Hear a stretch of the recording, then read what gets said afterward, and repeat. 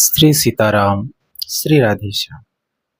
आज हम जिन संतों का जीवन चरित्र पढ़ने जा रहे हैं, उनका जीवन चरित्र पढ़ते पढ़ते मेरे आंखों में अश्रुपात होने लगा। तो मेरी बोली में अगर कोई त्रुटि रह सकती है, लेकिन भाव से अगर आप नेत्र बंद करके इसको सुनेंगे तो जरूर ही आपको श्री भक्तमाल जी की इस पावन भक्त पंचरत्न का आस्वादन करने को मिलेगा।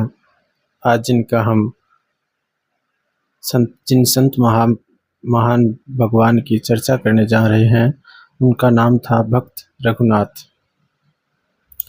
कृष्णचंद्र महापात्र बहुत बड़े धनी जमींदार थे। हाथी घोड़े दास दासियों की उनके कोई कमी नहीं थी। अतिथि अभ्यागतों की आनंद ध्वनि से उनका आतिथ्य भवन सदा भरा रहता था। उनकी आदर्श पत्नी कमला बड़ी ही उदार और पतिव्रता थी। कमला वास्तव में कमला सदृश ही गुण सौंदर्य से संपन्न थी। ईश्वर कृपा से उनके रघुनाथ नामक सद्गुणी एक कुमार था। रघुनाथ का स्वभाव लड़कपन से ही बड़ा सुशील और नम्र था। वह सबसे मीठा बोलता था। उसके व्यवहार से सभी लोग संतुष्ट थे। रघुनाथ बार बार मंदिर जाकर भगवान की मूर्ति के सामने प्रणाम करता, कीर्तन करता, स्तुति करता और प्रदक्षिणा करता। 17 वर्ष की उम्र होने पर माता पिता ने उसका विवाह कलावतीपुर के गंगाधर कर्ण नामक धनी मानी पुरुष की अन्नपूर्णा नामनी कन्या से कर दिया। अन्नपूर्णा 7 भाइयों में सबसे छोटी एक ही बहन थी।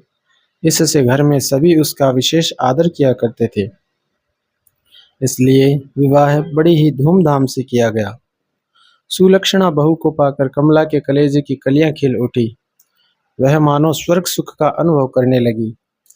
इस समय कमला 7 प्रकार के सुखों से सुखी थी, परंतु विधाता का कुछ और ही विधान था। कुछ वर्षों तक लगातार अकाल पड़े। कृष्णचंद्र बड़े दयालु थे। उन्होंने लगान वसूल करना तो छोड़ ही दिया, पर अपने पास जो कुछ था वह सब भी भूखे किसानों की सेवा में लगा दिया।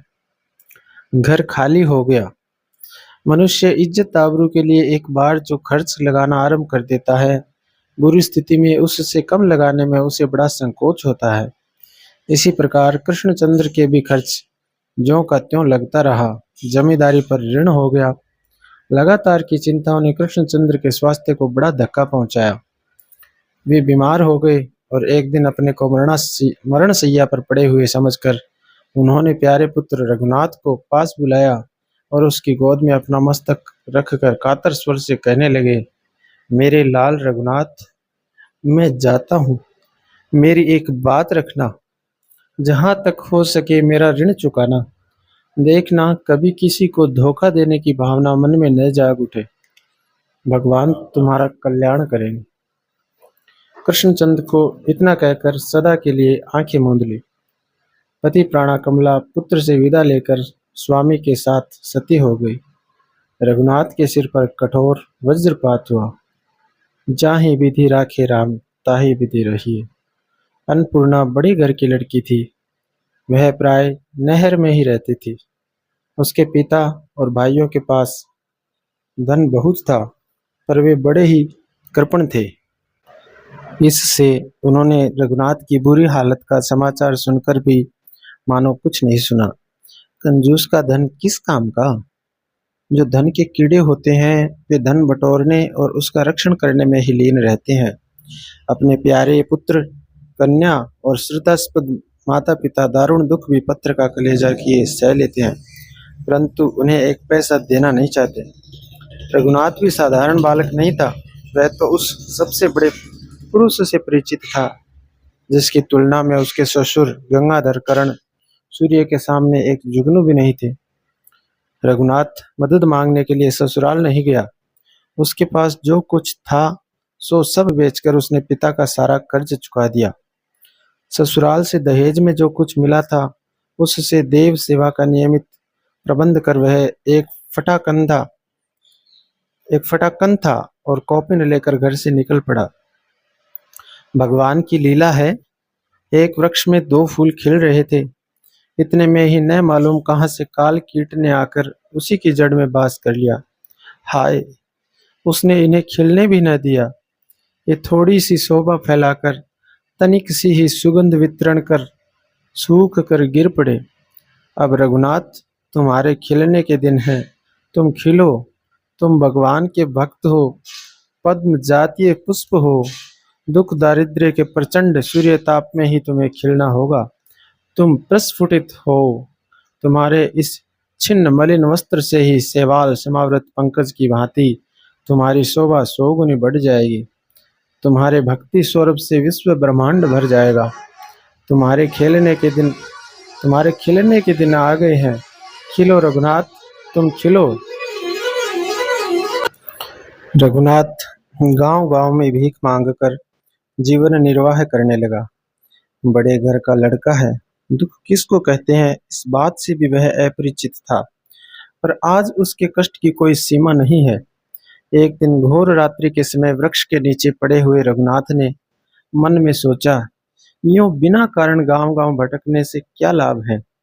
पशु की भांति आहार निद्रा के सेवन में ही कौन सा फायदा है। अच्छा हो किसी पुण्य क्षेत्र में जाकर भगवान का नाम लेते हुए जीवन बिताया जाए।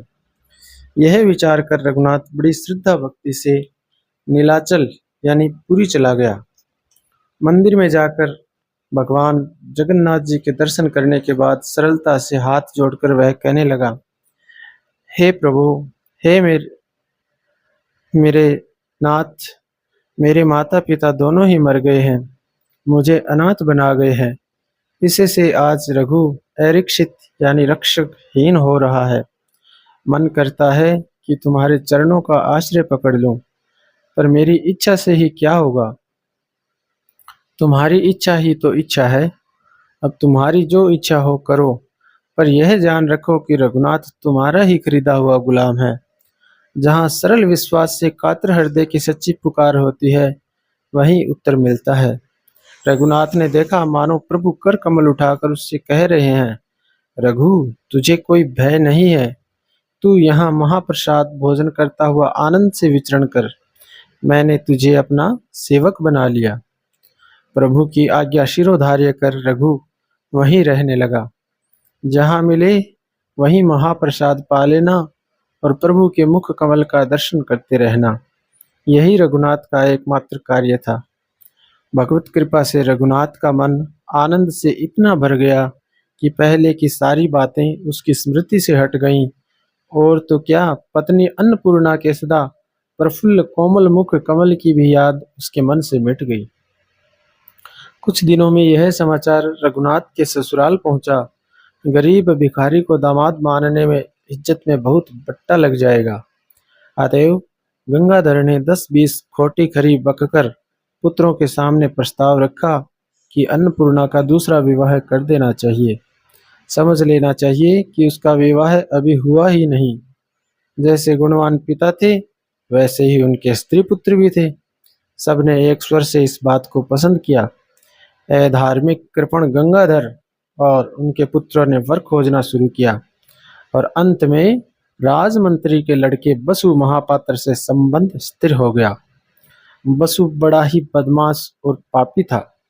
इसी से उसने विवाहिता अन्नपूर्णा को फिर से ब्याहना स्वीकार कर लिया।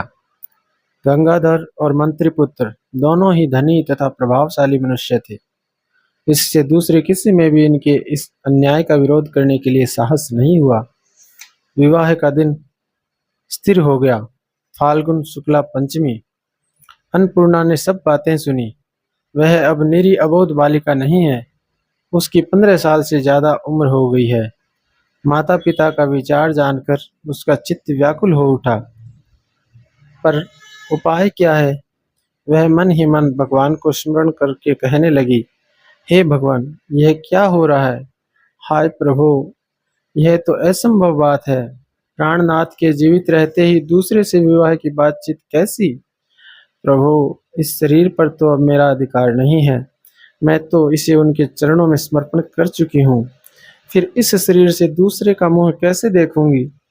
हे नाथ, तुमने विपत में पड़े हुए गजराज को उबार लिया था। तुम्ही ने सती द्रौपदी की लाज रखी थी। तुम सबके अंतर्यामी हो, मैं तुम्हें क्या कहूँ। मेरी कष्ट कहानी तुमसे छिपी नहीं है। प्रभो, मैं सती हूँ, व्याभिचारिणी नहीं। मेरा इस विपत सागर से उद्धार कीजिए। प्रभो, उद्धार कीजिए। अन्नपूर्णा दिन रात अकेली बैठी भगवान से प्रार्थना करती और आंसू बहाया करती थी। उसे खाना पीना, हंसना बोलना कुछ भी नहीं सुहाता था। वह रातों जागा करती थी। उसका किसी के पास जाने आने का मन नहीं करता। घर में एक पुरानी दासी थी, उसी ने अन्नपूर्णा को पाला था। अतएव अन्नपूर्णा ने अपनी कष्ट कहानी एक दिन उसे सुनाई और उससे कहा कि यहाँ से कोई नीलाचल जाता हो तो तलाश करना, एक पत्र स्वामी के पास भेज दूं। मुझे आशा है मेरा पत्र मिलने पर वे आकर मुझे इस विपत्ति से जरूर जरूर बचाएंगे। श्री राधे श्याम। भक्त रघुनाथ जी का ये चरित्र थोड़ा समय में बड़ा है, तो इसको हम 4-5 दिनों में पूर्ण करेंगे।